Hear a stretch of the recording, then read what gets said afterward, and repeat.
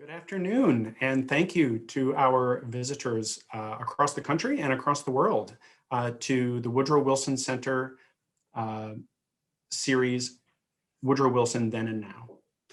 My name is Trygve Throntveit, and I'm the host for the series Wilson Then and Now.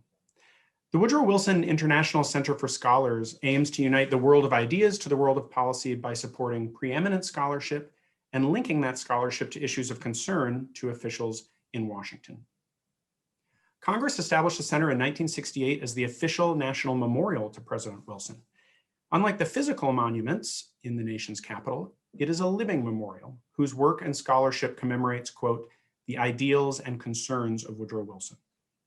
As both a distinguished scholar and a national leader, President Wilson felt strongly that the scholar and the policymaker were, quote, engaged in a common enterprise.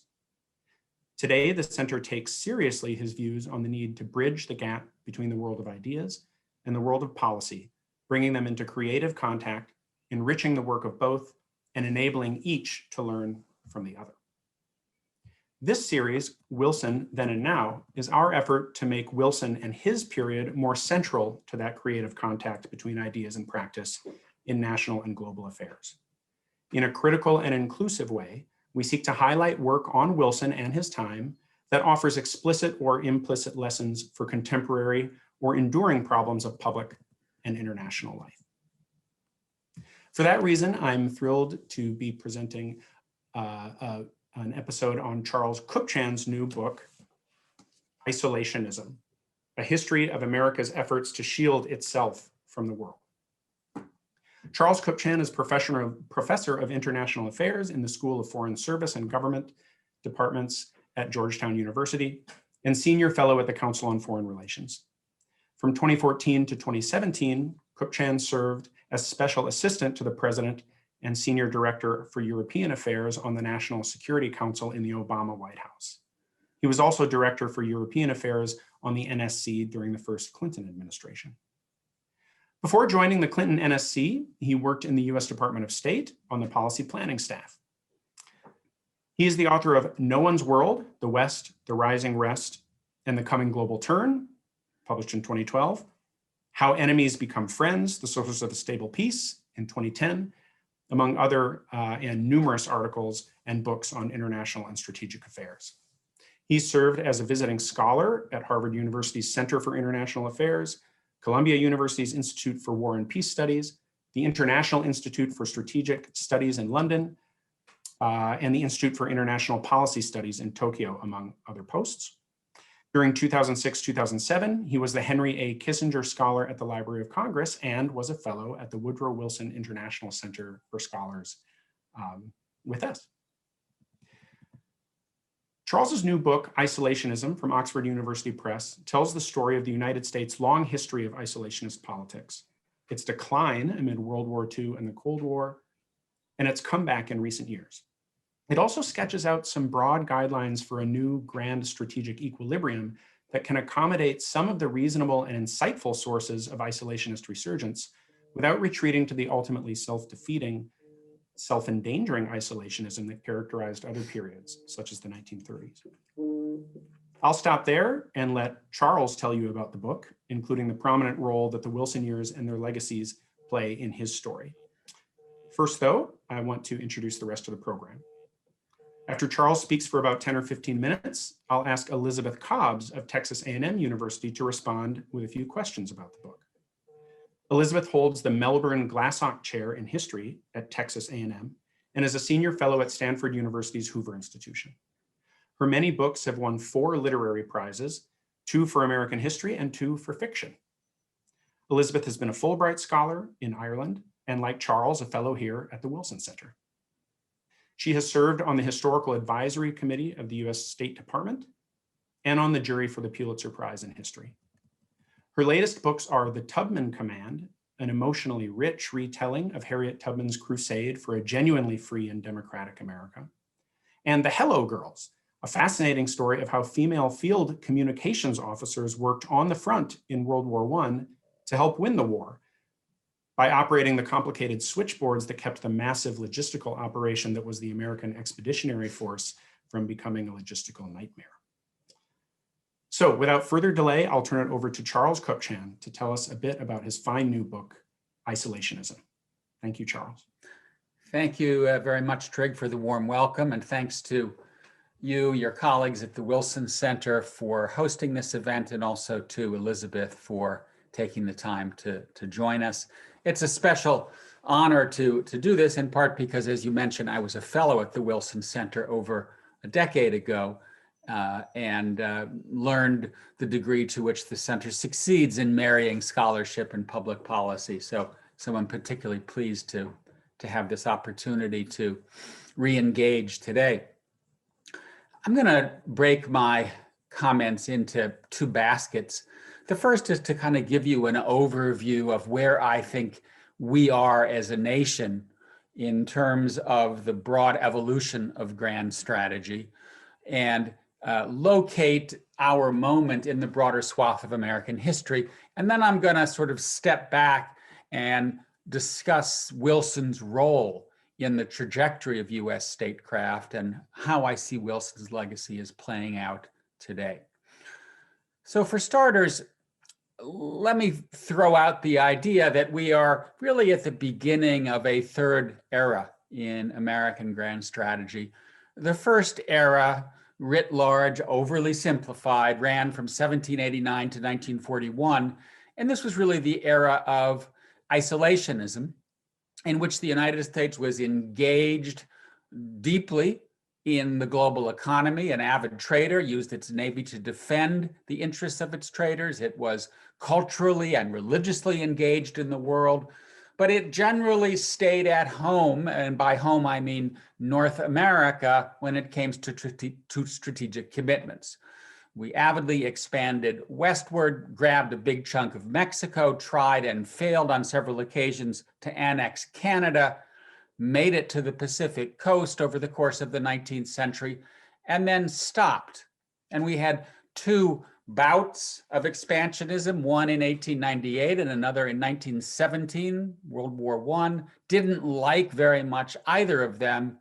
And the 20s and the 30s were in some ways a return to the hemispheric isolationism that began with the founders. And it really does go back to the founders. It was George Washington who said in 1796, we want commercial connections with everyone, political connections with no one, or in Thomas Jefferson's words, the country should avoid entangling alliances. Americans listened to those words. And in many respects, isolationism served the country well, allowing it to rise in unmolested fashion over the course of the 19th century. The US became a global power by the 1890s. And in fact, it is that arrival to wealth that led to America's decision in 1898 to begin pushing out through the Spanish-American War. That long era, characterized by isolationism as a guiding light, came to an end in 1941 when the Japanese bombed Pearl Harbor. Isolationists were silenced. The America First Committee that had opened in 1940 to stop Wilson from engagement in World War II immediately closed its doors.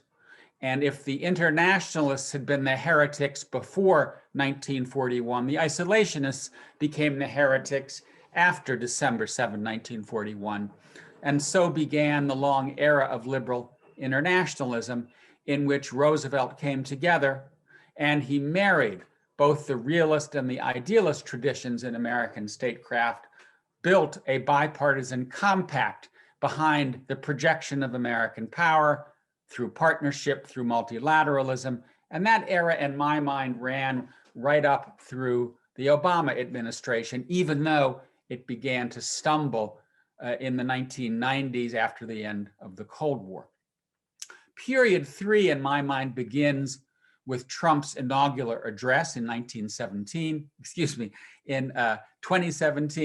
in which he basically says, from this day forward, it's America first.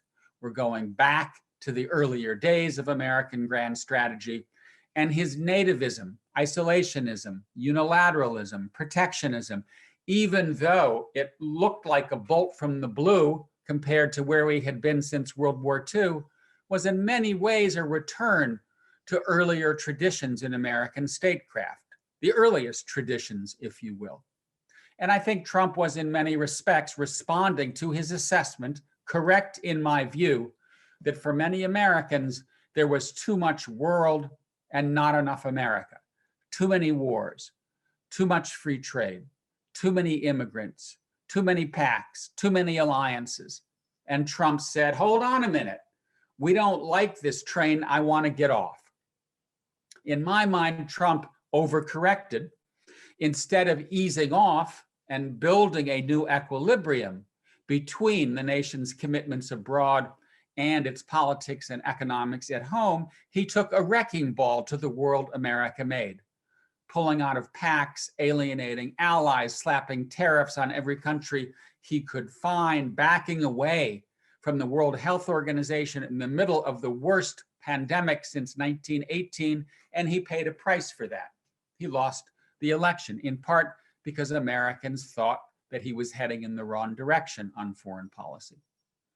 Today, I think Biden's task is to correct for Trump's overcorrections, not to go back to what came before Trump. I don't think that's possible, but to find that new equilibrium, that middle ground between stepping away, which is, I think, what Trump did, and what Biden should, in my mind, do, which is to step back, but not away, to do less, but still do enough.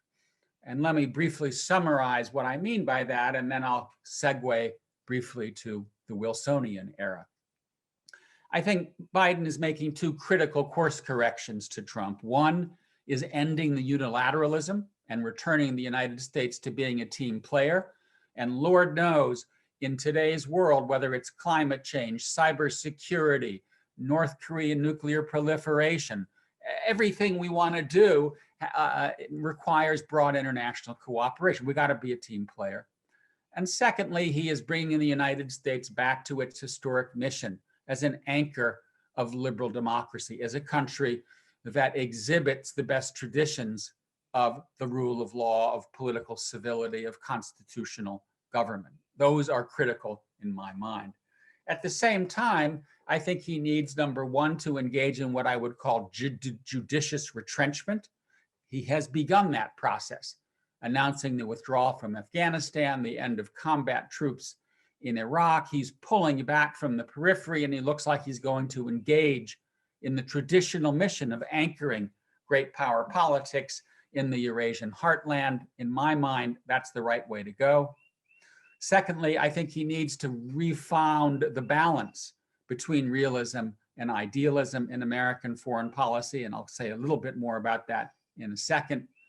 And then finally, and perhaps most importantly, I think he needs to rebuild the domestic foundations of American foreign policy, because many presidents ran aground on the shoals of domestic politics, and it ended up leading to the defeat and downfall of their policies abroad. That brings me to the final set of comments that I want to make, and that is Wilson and what lessons we can draw for today from the Wilsonian era.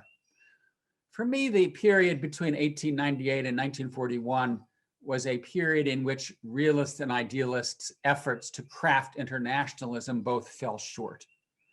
President McKinley in 1898 tried a realist approach in which the United States effectively became an empire.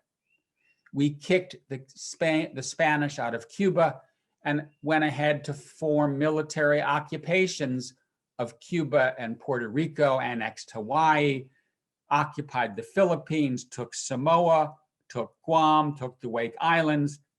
And Americans woke up and they said, hey, wait a minute. We were told we were taking manifest destiny on the road, and we've turned into an empire. No, thank you. Then Wilson comes along and he corrects for the over-realist bent in American foreign policy. And he goes to war in 1917 to save the world for democracy. He then comes back from Europe, about 6 months, negotiating the Versailles Treaty, and he tries 3 times to ratify the League of Nations in the Senate and fails 3 times. He then says that he's going to appeal to the American people. And he says the election of 1920 and the Democratic candidate, James Cox, will stand for liberal internationalism, for Wilsonian idealism. The Republican candidate, Warren Harding, basically says, make my day. I stand for the policies of George Washington and against Wilsonian alliances. Well, what happens? Harding wins in that election in one of the most lopsided contests in American political history. And that begins the retreat to isolationism in the 20s and 30s. So what I take away from this era is that Wilson, although the father of idealism, of liberal internationalism, went too far in the idealist direction. His predecessor, McKinley, went too far in the realist direction. Americans are most comfortable with a grand strategy that resides in the sweet spot in the middle, a combination of realism and idealism, a combination of ideals and values on the one hand and interests on the other. And that's why I think in many respects, Trump failed. He had the interests in the sense of America first, but he abandoned the idealism. He abandoned democracy. He abandoned the desire of Americans to make the world a better place, to wall off the country from tasks abroad, and he paid a price for it. And I think that Biden is now looking for that new middle ground. And the final comment I'll make is the importance of domestic politics. In many respects, Wilson failed not because he overreached ideologically, but because he overreached politically. He alienated Republicans. He lost the left wing because the League of Nations wasn't sufficiently idealist for them. He failed to be able to build in the Senate and in the House the broad support for his foreign policy and engagement in the world that was needed to bring Wilsonian idealism to life. Roosevelt saw those mistakes. He worked hard to rebuild the domestic foundations of internationalism. And so my final comment is, if I would identify a key task for Biden right now, it's not retooling American grand strategy, it's retooling the domestic foundations of the country's role in the world. Because if the Trump era taught us anything, it's that there has been a collapse in the bipartisan center behind American foreign policy. Biden now needs to work at home through investment, through infrastructure, through rebuilding the middle class, through making foreign policy work for the middle class, to make sure that the grand strategy that he ends up putting forward again enjoys the broad support of the American people.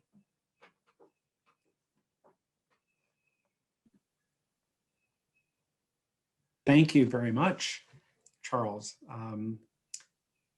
Elizabeth, I'll turn it over to you to ask Charles some questions about what he's just said and about the book as a whole. Great. Well, I want to thank you all for giving me this opportunity, and Charles for writing this book. I really enjoyed it. I think it's a wonderful overview. I mean, if somebody just wants to know, how did foreign policy work for 250 years? This is a great, in a way, even primer for that. But I especially applaud your mission, which I think is absolutely critical, as you put it in the book, to rehabilitating isolationism, to ensure that grand strategies of resistance again enter the mainstream of debate. In other words, can we talk about this? We have this commitment. Can we talk about it and not be called something? Because I think you're very right that isolationist became an epithet, which is still to this day used to dismiss and discredit anyone questioning either the extent or the character of US foreign policy, but especially US troop commitments.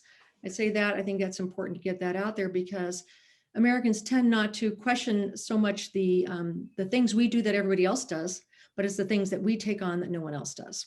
And that's more controversial for obvious reasons. So, I mean, going back to Jeanette Rankin, the first woman in Congress who was called a crying schoolgirl, for questioning this, up to, Rand Paul, who was called a wacko bird, as you point out. So I have to say, I experienced this personally. I made a film a couple of years ago for PBS called American Umpire, which wanted to launch this conversation. And a dear friend who wants nothing but the best for me in the world said to me, Elizabeth, they'll call you an isolationist. Horrors. There goes my reputation now. And so I was just curious if you could say something about, did you have an aha moment? You've been in policy, Charles, you've served at the very top of our government in national security. So was there something that pointed you in this direction as a policymaker where you said, it's time to have this conversation? Trig, do you want me to jump in now, or? Yes, please. I'd like you to go ahead and respond to Elizabeth's questions, and then have no fear, I have many of my own, and I'm gleaning some from the chat. So yeah, go ahead. I'd love to hear the two of you just have a discussion for a bit. Good. Elizabeth, it's a great question. I think you and I are in the same boat in the sense that we've taken heat for questioning what you might call the catechism of American grand strategy, and the idea that if there's a problem out there in the world, it's us that needs to send out the fire trucks. And, I first began to think about this issue in the 1990s when coverage of foreign policy began to fall off a cliff and Americans seemed to be losing interest in the issue. Democrats and Republicans went in different directions. And then you had 9/11. I said, oh, well, wait a minute, maybe we are going to remain this kind of unstinting internationalist country. And then after a while, the wars of 9/11 didn't go so well, and the isolationist sentiment was coming back in spades. And that's when I said, you know what, I am going to go ahead and write this book. And I was in the middle of the book when Trump was elected, and suddenly he gives this speech in January 2017, in which he says, he basically sounds like a 19th century American statesman, where the nativism and the protectionism and the unilateralism and the neo-isolationism, it's all there. And my head kind of exploded because all of a sudden, all of this history that I had been reading was coming to life. And especially as someone who was trained and started teaching in the 1980s, before the Cold War ended and then after, I was really schooled, and I'm sure you fall into this category as well, in the world of American internationalism. And I didn't know a whole lot about 19th century American history or early 20th century American history. And it's fascinating. The country that we write about when we write about America in the 1870s or 1880s does not bear a lot of resemblance to the country we write about today, particularly when it comes to engagement in the world. So anyway, I do think that we have to have a conversation, a level-headed, open conversation about the nature and scope of American engagement in the world. And I believe that conversation is beginning to happen, and that more and more people are joining the two of us in saying, let's talk about this, right? Let's not call each other names. There's now a think tank in Washington called the Quincy Institute, funded by George Soros on the left and Charles Koch on the right. They go a little bit too far for my taste. That a lot of their people are calling for getting out of Europe and East Asia. I'm not there, quite frankly. I think we need to trim in the periphery, but for now, hold in the core strategic areas. But I do think that this conversation is finally coming.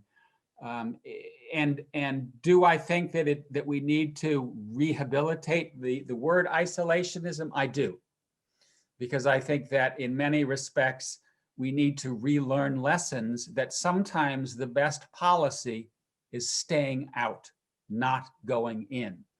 Right. And by calling anyone who says, let's stay out, an isolationist, we do a disservice to debate about the option. So I think you and I are on the same page on this front. You were well ahead of me in sounding the alarms on this issue, but I do think that we're finally in a place in which the American debate is getting better and leavened. And I would point out, I thought Biden made a courageous decision on Afghanistan. And in my mind, it was the right decision. You know, some of this, you know, in your book, I was very much impressed, and even as you're talking about it now, with this idea that after 1941, that FDR and others made kind of a perfect Goldilocks argument, not too hot, not too cold. Right. You know, not that, and that before that, for approximately 50 years, between McKinley and Wilson, there was this divide between something that was too realist and something that was too idealistic. And I'm wondering if that is what really was going on, and that essentially FDR managed to create this palatable blend, which is, I think, sort of what you're arguing, or if it's possible that instead it really had to do with events outside the US. In other words, Americans' acceptance of this mission, which is in violation of previous precedent, as you very clearly show, that it wasn't the effect of a good argument or a good explanation, so much as the effect of what seemed to be the existence of a clear and present danger, which is Soviet conquest of Western Europe after 1946, 47. So that's maybe what's also changed, that Americans have a different threat assessment instinctively than Washington has, and that is part of where this new divide is coming from.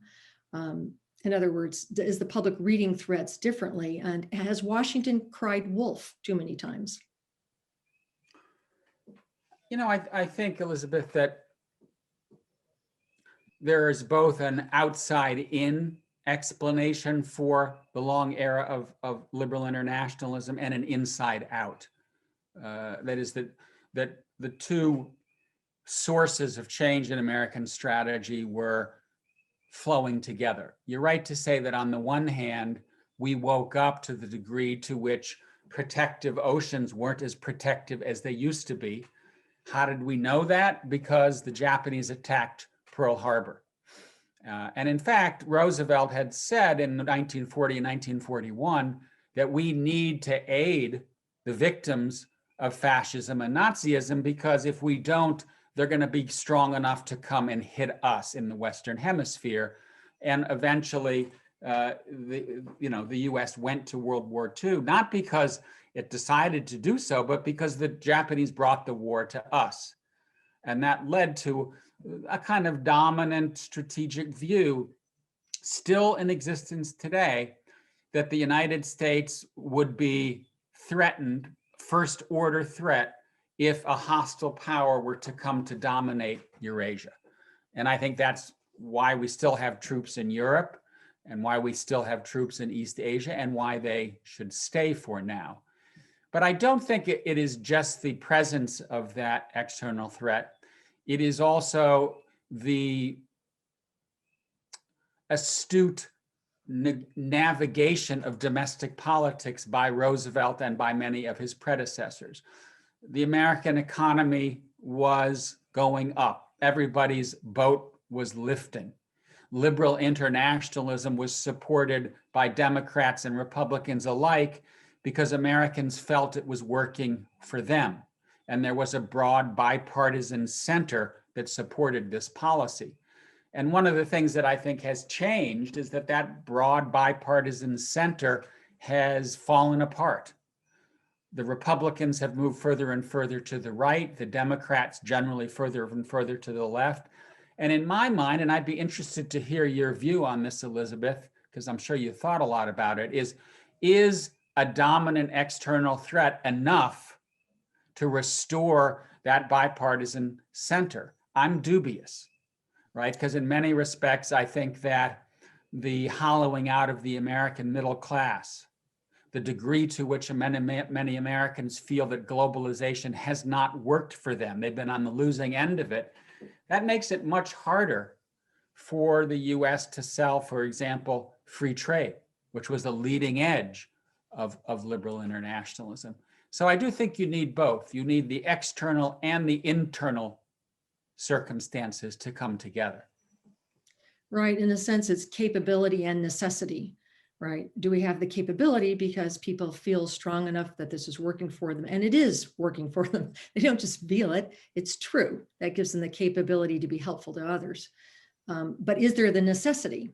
And, I think that you're right to direct a lot of attention to this domestic, circumstances that that build support, that create a framework for American responsiveness.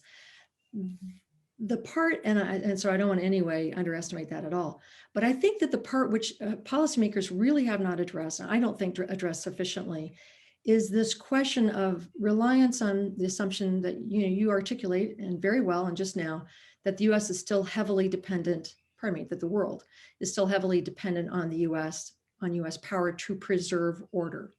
Now, by U.S. power, I think what we mean is not American trade as much as the U.S. acting as a security guarantor. And I think what the public has not been given, and we don't have, are stronger proofs and evidence of that statement. And what's happened is that over time, Americans have stopped believing Washington. We got to go now, we got to go here, now we got to go there. Why? So, for example, if the original reason for all this was that there was a possibility that a major power would conquer all Eurasia, as you just said, is that true 70 years out? And is it something we need to be continuing to do for another 70 years? So why is a European Union of 746 million people not enough to hold back 146 million Russians if they decide to invade Germany or Poland? And first of all, how likely is that? And secondly, if that happens, why can't the 746 hold back the 146?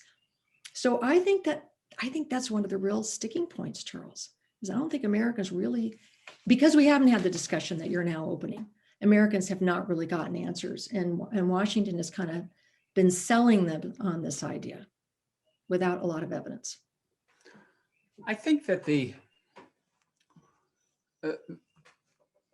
area where the gap between the threat assessment and the actual threat, where the area where that gap has been biggest is in the Middle East, where we've really been fighting wars in the Middle East, first Afghanistan, then Iraq, then Libya, then Syria, on a set of assumptions that simply have not held up. Yes, I think Al-Qaeda attacked the United States and we needed to go in and take them down. But then our efforts in these countries turned into something much, much more ambitious. And I believe that one of the reasons that there is this inward turn in the United States, along with the domestic issues we've been talking about, is the effort to turn Afghanistan and Iraq into Ohio was a bridge too far. Didn't work, probably, was never going to work, nor does the security of the United States depend on that. I think when it comes to Europe and East Asia, that's where we can have a real serious rubber meets the road conversation. And you've started. I mean, 760 million should be able to defend against 100 whatever million, especially given that Russia hasn't really turned the corner on its economy, right? It is not a knowledge economy. It is not at the cutting edge of AI and and 5G and other things. And so, we're not looking at a full service superpower. On the other hand, Europe remains fragile. The project of European integration has been stumbling of late. So I think reasonable people can sit down and hash out, should we stay in Europe? And if so, how much effort should we expend? China, I think, is a clear case where we have a peer competitor on the rise. And that doesn't mean that we should necessarily get up in China's grill and engage in a new Cold War with China, but it does mean that there are serious threats that need to be engaged. But in my mind, this is the kind of conversation we should be having. What is the threat, the tangible, concrete threat to the United States? What level of effort should we expend to meet that threat?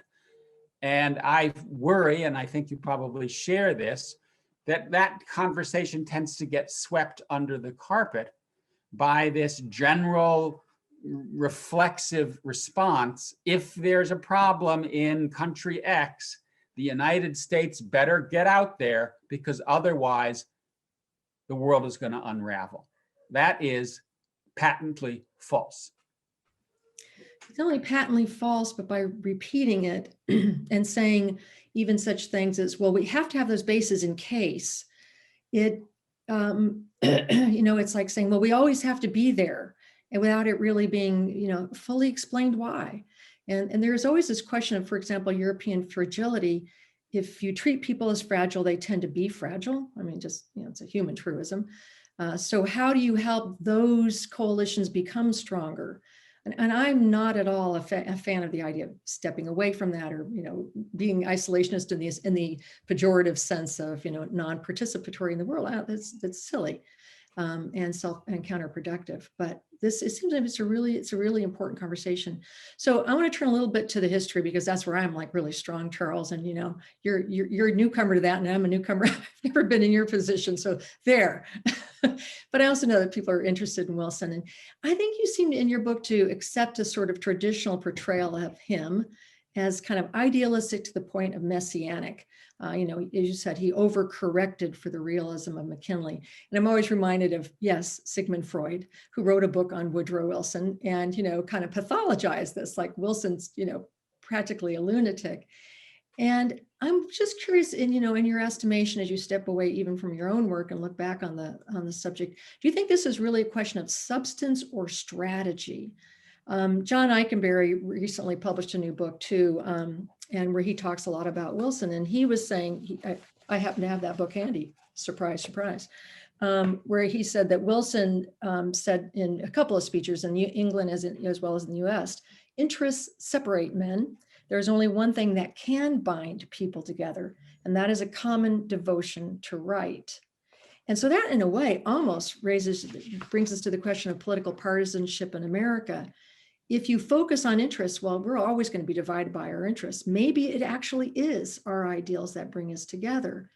And so in which case, maybe with Wilson, he was correct, but that he also didn't read all of the political complications surrounding him, Henry Cabot Lodge and others. So maybe it wasn't too much idealism. What do you think? Well, Wilson was a very complicated guy. And we can say that he was an idealist and he stood for a set of values that are part of the American idea, but that really doesn't pass the test, because he was also an avid imperialist. He was one of the most interventionist presidents in Latin America that we've had. He was also quite racist when it came to policies at home. And so there are complicated strains to Wilson that I think one has to acknowledge. But I do think that when it came to his behavior, and one other thing I point out here, he was also an isolationist.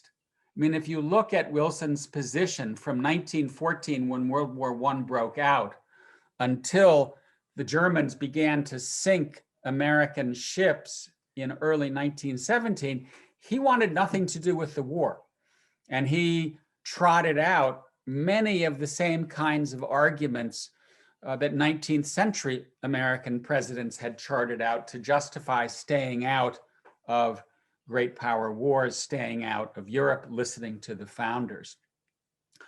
When I looked at the Wilsonian justification for entry into the war, and then the speeches that he gave when he was trying to sell the League of Nations, I was struck by how much they were all about ideals and very little about interests.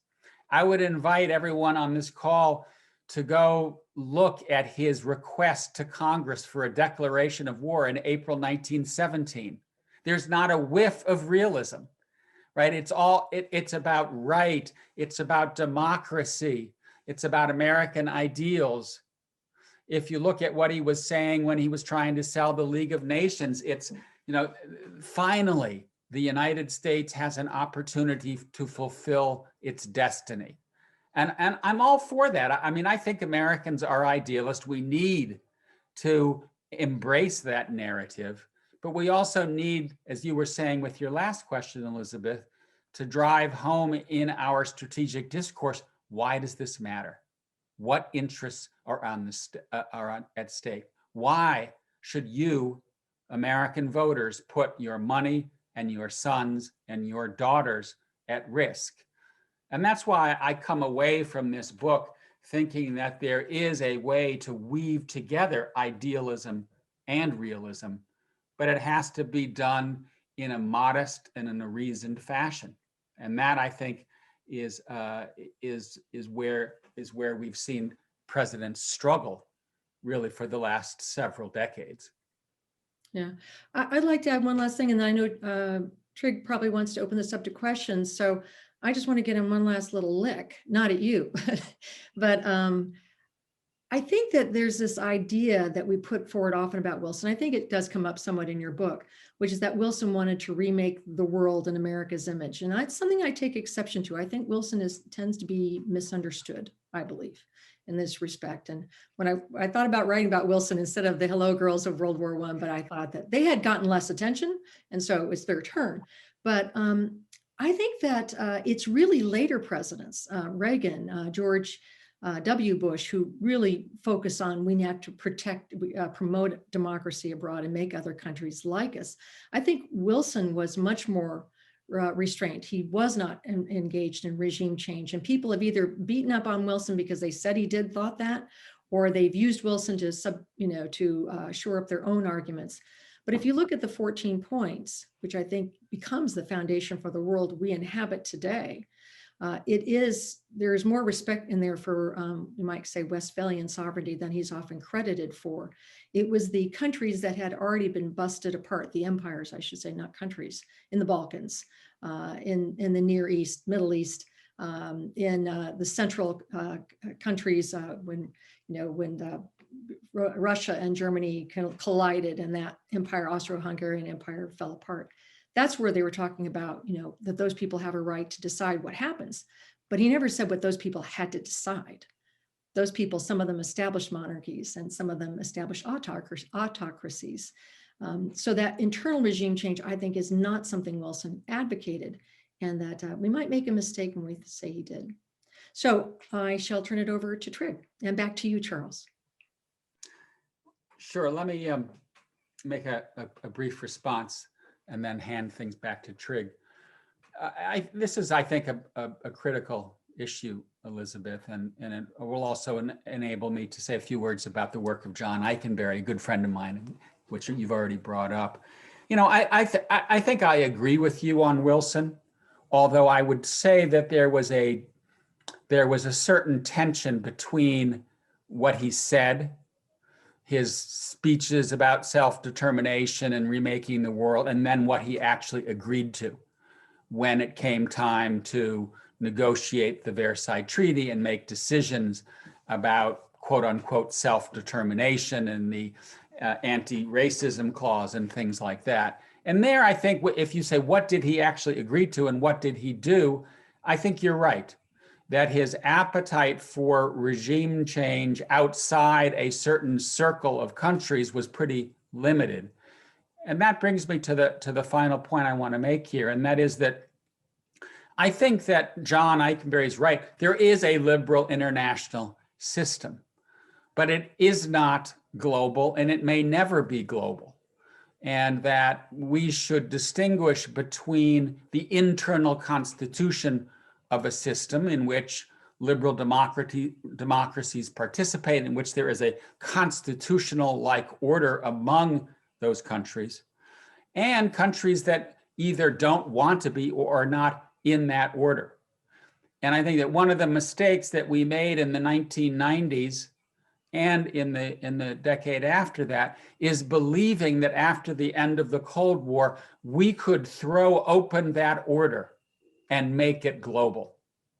And we, in making that intellectual leap and that institutional leap, expanding NATO, expanding the EU, bringing Russia into the G8, bringing China into the WTO, I think that is in some ways where we made a mistake.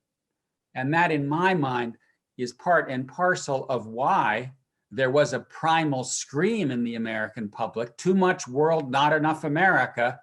Trump heard that scream and responded, not in ways that I think were very constructive, but I think understanding that belief in the globalization of the liberal international order helps us understand where we are today and why, coming back to the conversation you and I've been having, why we need to strike an appropriate balance between doing enough and doing too much.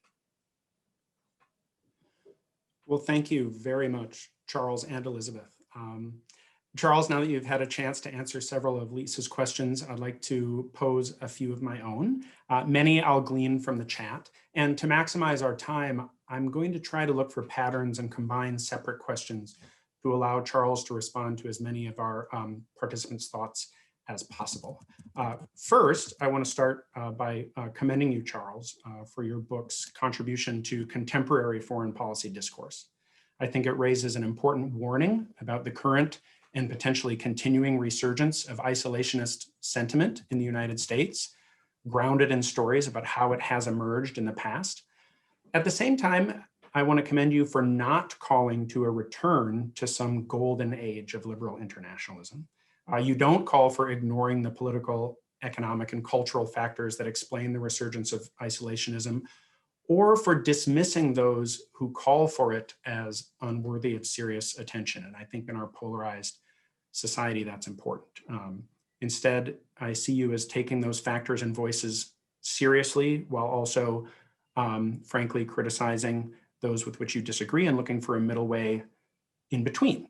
As you put it, in between running the world and shunning the world. And I think whatever any given reader thinks about some of your historical reconstructions or your grand strategic outline or the specific pillars, I do think it's a model of the type of discussion we need in a pluralistic democratic republic and a very complicated world. So I just want to thank you for that and to impress that upon our viewers and listeners.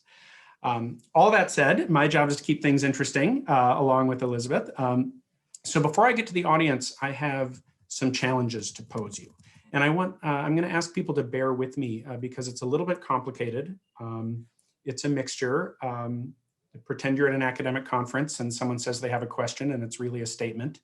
But I'm going to try to tie this, as Elizabeth did at the end, very directly to the mission of the Wilson Center and the legacy of Wilson himself. So my question is, and then I'll follow it with a few points. I wonder why you don't pay more attention to Wilson's example in terms of the contemporary possibility of investing more in genuine, collaborative, authoritative global governance to get past the shun the world, run the world binary. I had to chuckle when the two of you were talking about questioning the catechism of American grand strategy, because I definitely feel like the wacko bird sometimes. Although I see that maybe Elizabeth and I maybe flock together more than some other birds.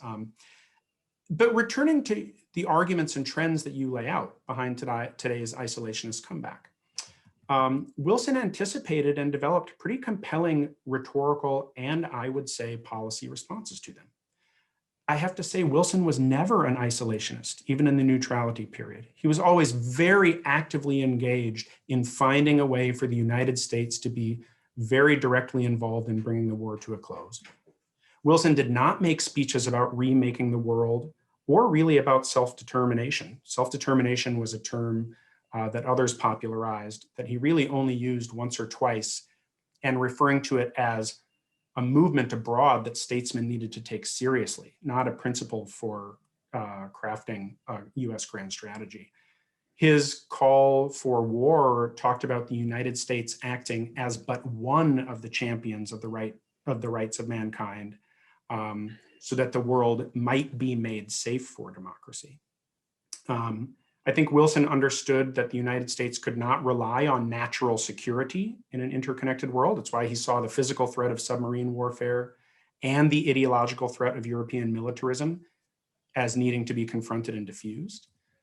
He knew that remaining aloof in terms of going one's own way without consulting and including the rest of the world was no way to redeem the global promise of democracy, but neither was a unilateral crusader approach, which would only make the United States an exemplar of anti-democratic attitudes to the world. Again, despite yawning blind spots on matters regarding race and wartime civil liberties, Wilson also viewed international cooperation through the League as the surest way to advance liberty and secure prosperity at home. He believed it was cheaper to pool the costs of security to prevent international problems than to react to them individually when they arose. And he also believed, along with some of his major critics on domestic issues like W.E.B. Du Bois, that international scrutiny would help keep domestic injustices in check. He predicted the story of the interwar years in which a desire to preserve total freedom of action abroad actually would cost the United States its fullest measure of influence over the international environment. He was never, aside from his well-deserved reputation for racist injustice toward Black Americans, he understood the folly of maintaining social homogeneity at home. He vetoed every immigration bill that crossed his desk, saying that America was a land of opportunity for newcomers and that newcomers brought opportunity to America. And finally, I have to challenge the account of the League in the election of 1920. It was barely more than 1/3 of senators that prevented US membership in the League.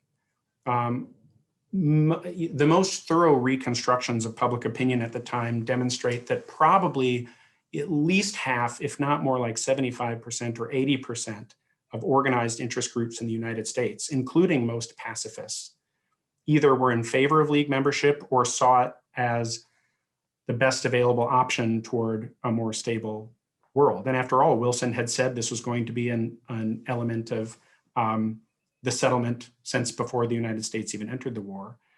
And I think the election of 1920 rested far more on domestic economic issues. Harding himself pledged to keep the United States in some kind of slightly different version of the Association of Nations that had come out of Versailles. So to put a finer point on it, and then I'll let you respond, and then I'll get to the audience questions. Why not invest in developing, over time, more robust global governance with democratic decision-making processes that bind members? Why not treat the world as a problem of interstate and intercultural relations in the same way that Madison and other architects of the US Constitution did? Why not invest in building domestic support for such an investment, which, to refer back to Elizabeth's point, would be a positive case for internationalism rather than a purely threat-based case, the way that Woodrow Wilson did. If you cater to isolationist sentiment, you will propagate isolationist sentiment, the same way as if you cater to imperialist sentiment, you will propagate imperialist sentiment. So why are we as a community of people engaged in a better foreign policy and new, more innovative thinking for a radically interconnected and changed world so averse to thinking seriously about global governance? Excellent and difficult questions, Trig. Let me begin just by thanking you for the compliments that you started off with. I wish you had ended there, but you didn't.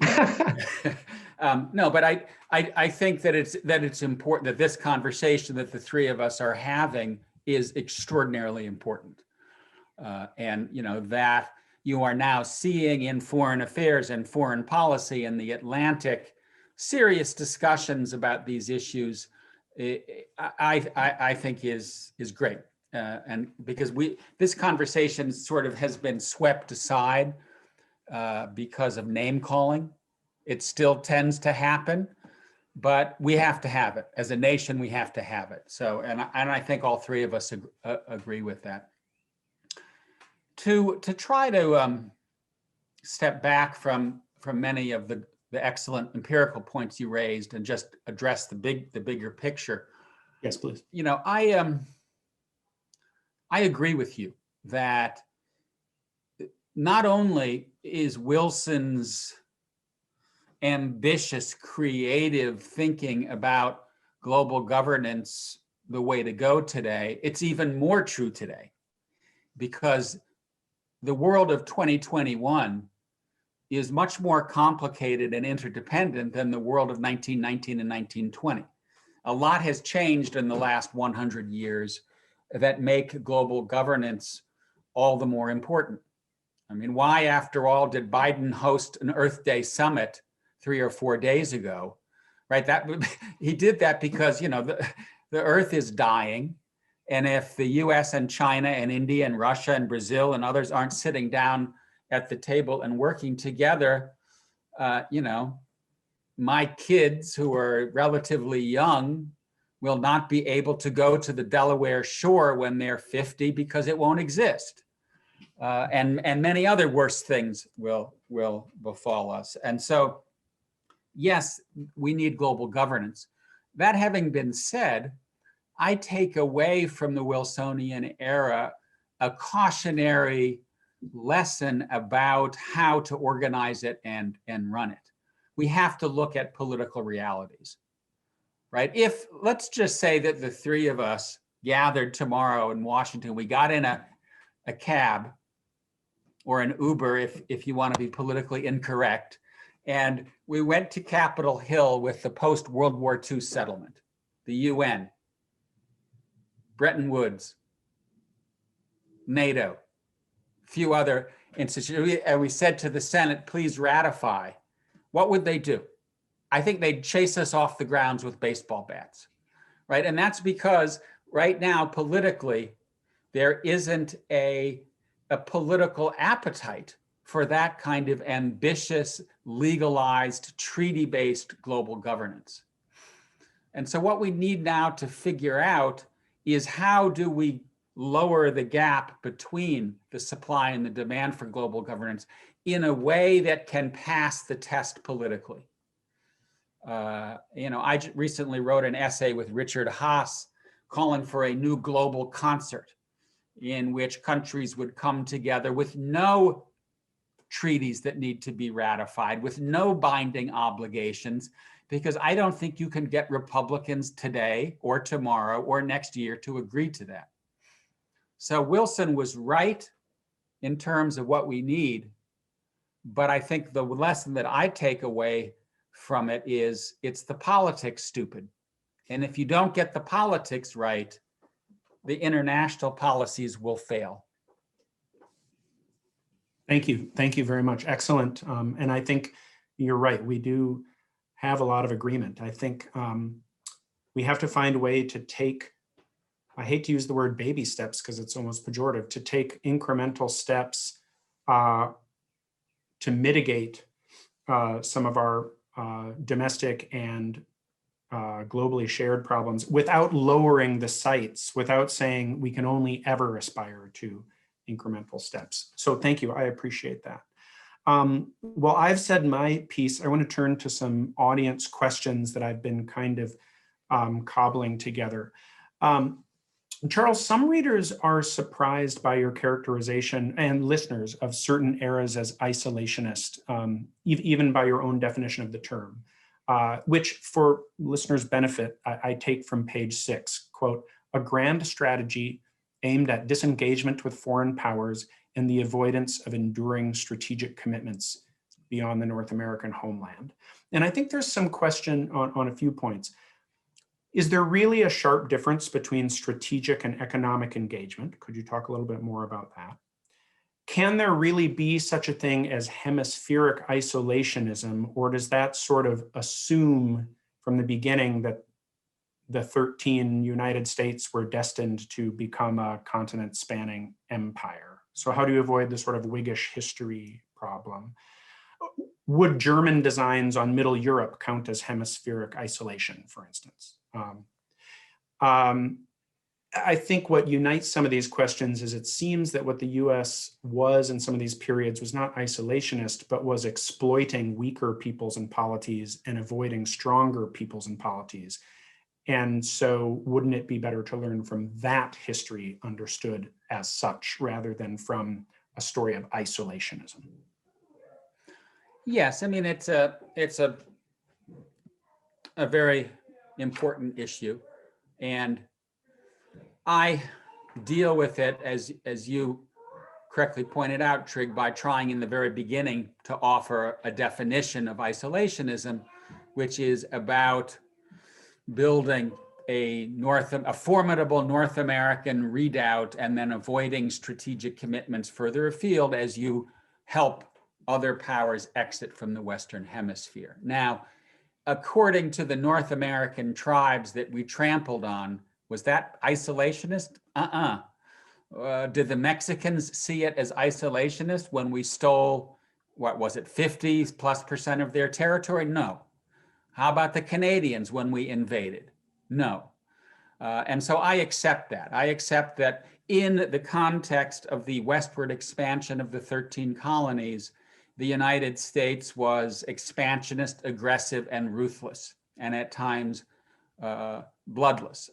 And so guilty as charged, but it's not that that's a separate issue, and we can talk about that issue. What I wanted to talk about was as a broader strategic doctrine of not expanding into the realms of other major powers. And that's where I would draw the distinction with Germany, right? When Germany sought Lebensraum, it expanded into the space of other industrialized powers, causing World War I and World War II and other things. So it's a different kind of strategic doctrine, and and so I would just say let's define our terms. If you don't like how I defined it, okay, but Yes. that's how I approach the issue. Oh, and then one final issue. I do think it's important to separate economic from geopolitical engagement, in that, the US really was a trading nation from the very beginning, whether it was tobacco, cotton, cod, rum down into the east, into the Caribbean. And the Model Treaty of 1776 was all about reciprocal trade and negotiating trade agreements.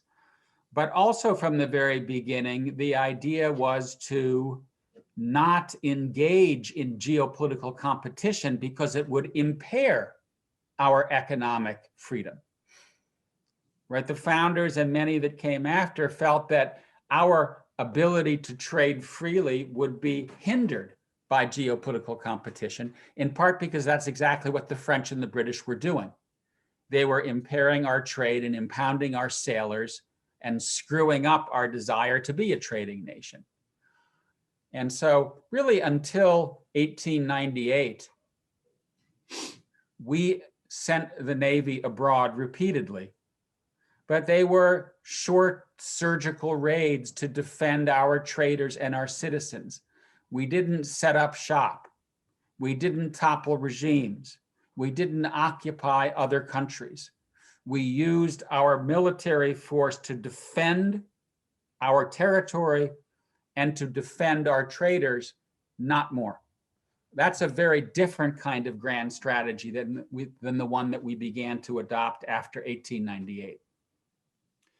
Elizabeth, please jump in. Yeah, thank you I'd love to add just something, which is, I think there's a really important distinction between America having even short-term alliances to defend its own specific interests.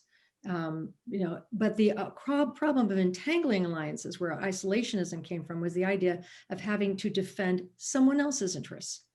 And so that's what changed, is the United States, actually even beginning with the Boxer Rebellion. I mean, it's part of what the wars of that 1898 period was about, was, do you help for humanitarian reasons, help Cubans with Cuba? So that's what has really changed, I think. The United States has always had a very robust defense. And at times that's been aggressive, expansionistic, as was true for many nations and as they were forming in the 19th century.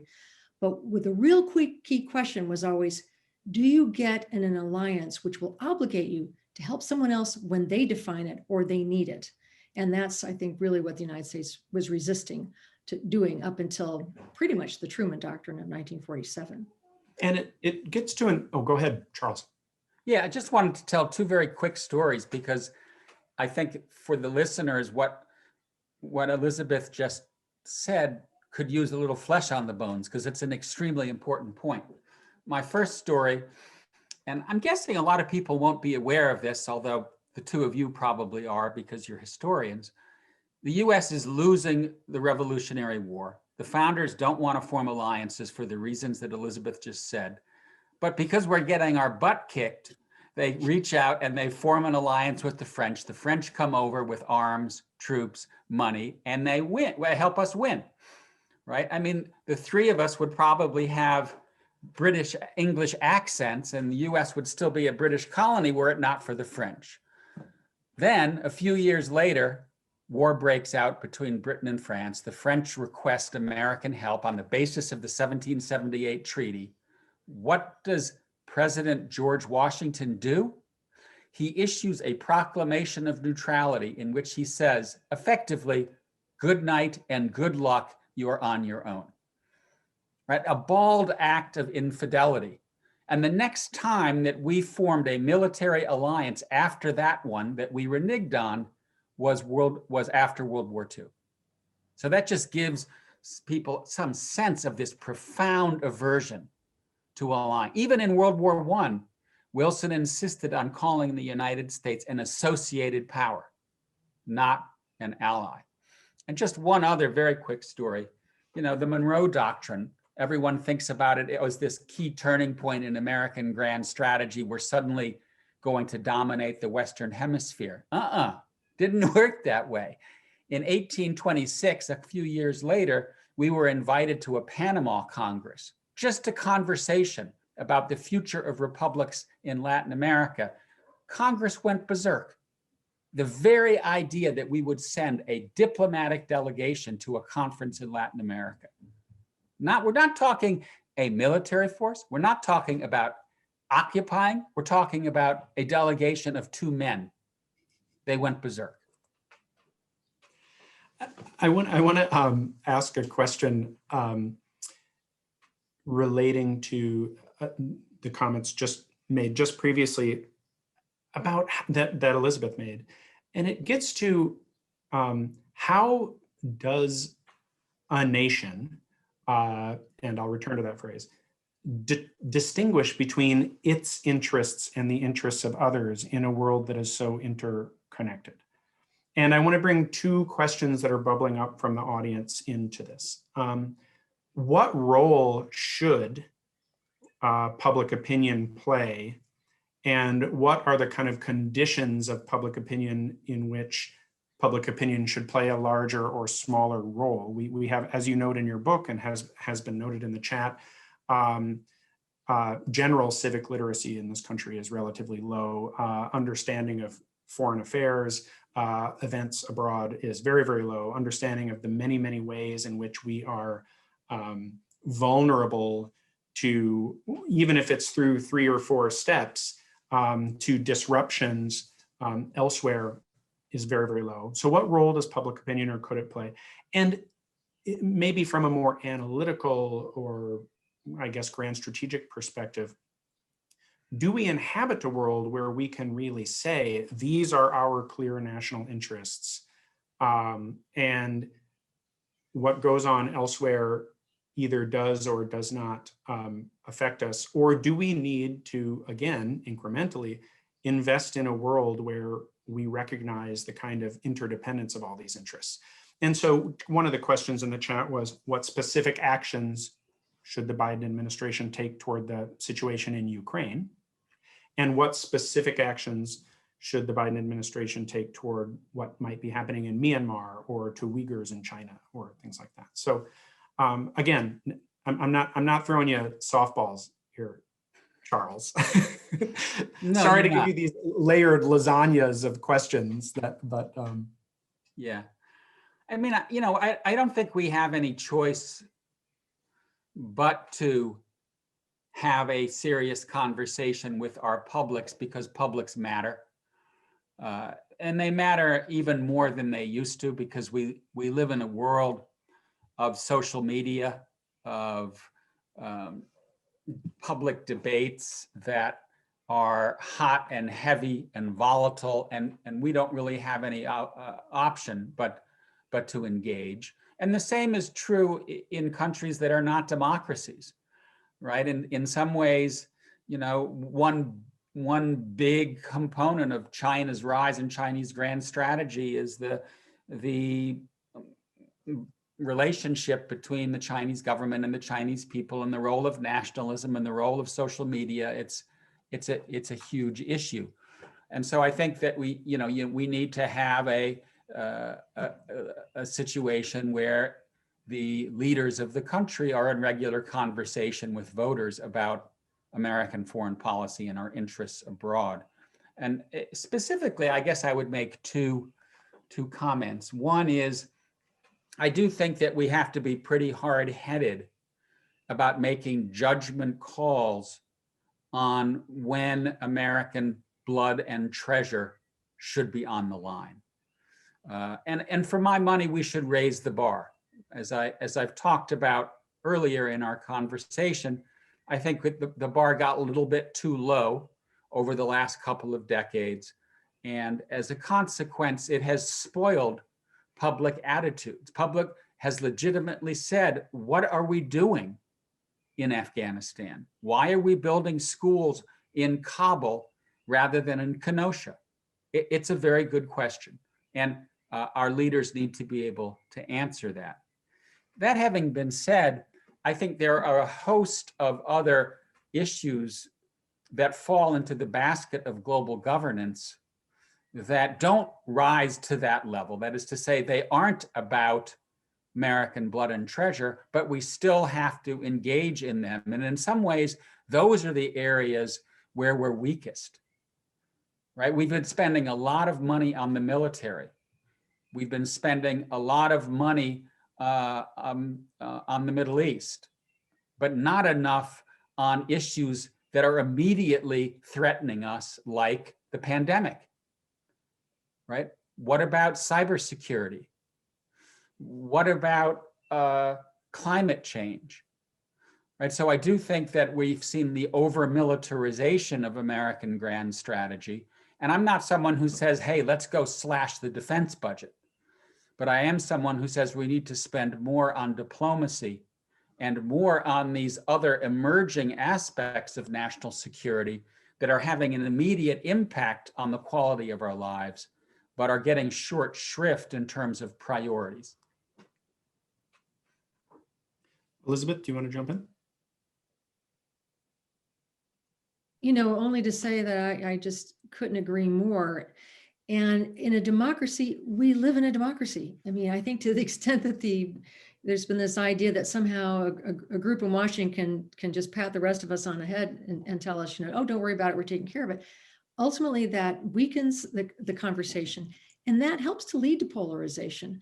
I think that if we take seriously, rather than just writing off people who disagree with us and assuming that as Americans who want a world for their children, that they're raising good questions, that's where a conversation really has to begin. So, I mean, I think that it's possible to build those bridges. And I'm very much with Charles on this question of, let's talk about what the most important threats are, and let's be specific. And let's, give the information that will help us understand.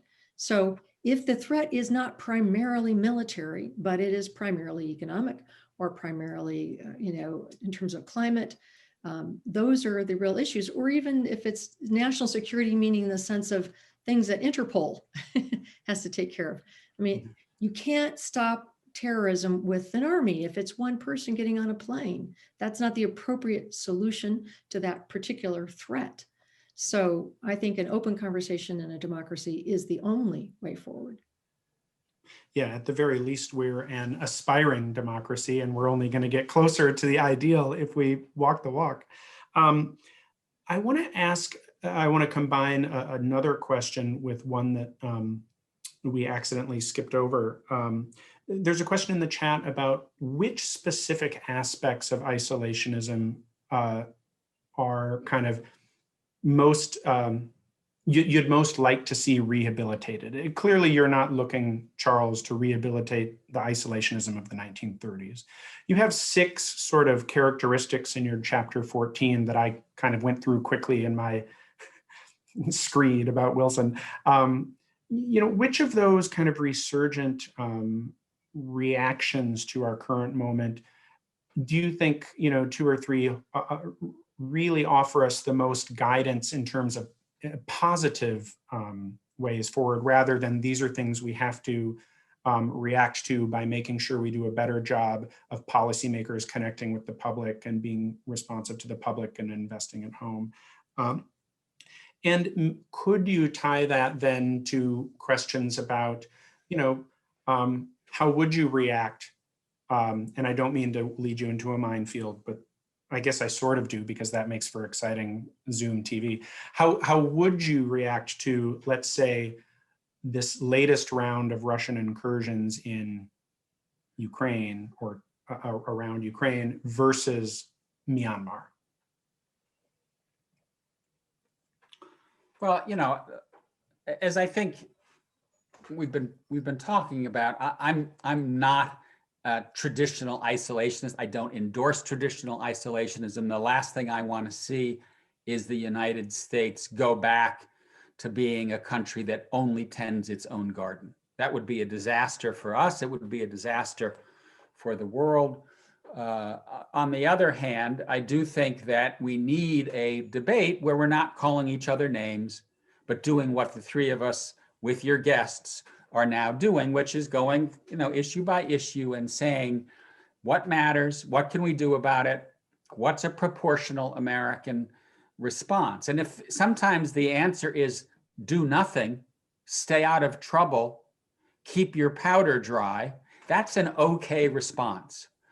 And that you probably thinking, well, that's not a very kind of insightful view, but it actually is in the context of American grand strength. We need to be prepared to do nothing, right? Or to put a fine point on it, because it is about to happen.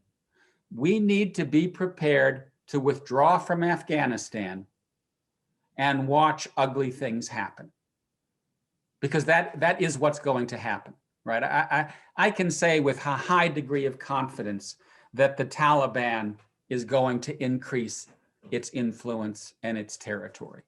Do I like that? I do not. Is there anything we can do about it? I do not believe so. And so, that's the way it is. It's ugly, but we have to deal with it. The second issue I want to point out here, given that there's a historical component here, is how passionately I feel that right now our priority is at home. That is to say that our biggest grand strategic challenges are not in the South China Sea or Ukraine or Afghanistan. They're here. They're in the United States. And I think we've lived through an extremely worrying period in American history. And I applaud Biden for coming out and really trying to focus on pandemic recovery, on infrastructure, on jobs, on wages, because I'm someone who believes that there is a very strong inside-out dimension to the debate that we're having today. And if we don't get that domestic political situation right, if we don't repair our country, if we don't have our lights on, to put it bluntly, we're never going to get our grand strategy right. Final point, I think on Ukraine, we're not going to win a war with the Russians over Ukraine in 2 respects. One, if the Russians want to invade Ukraine, the Ukrainian army can't stop them because there's a mismatch. And number 2, I don't think the 82nd Airborne is about to land in Ukraine, in Donbass, nor do I think it should. And so I think so far, American policy has had it more or less right, which is to use a combination of assistance to Ukraine and to use a combination of economic and political isolation of Russia to put pressure on the regime to back off. But the bottom line here, the only real lasting solution to the situation in Ukraine is a diplomatic one. And that's because Russia has a military asymmetry that needs to be part of our conversation. And on Myanmar, I think we should be as loud as possible in condemning violations of human rights and political rights, not just the coup, but what's happened to the Rohingya Muslims, right? And one of the things that I found most painful about the Trump era is that we lost our voice as a backer of human rights and of human decency around the world. We're back in that game.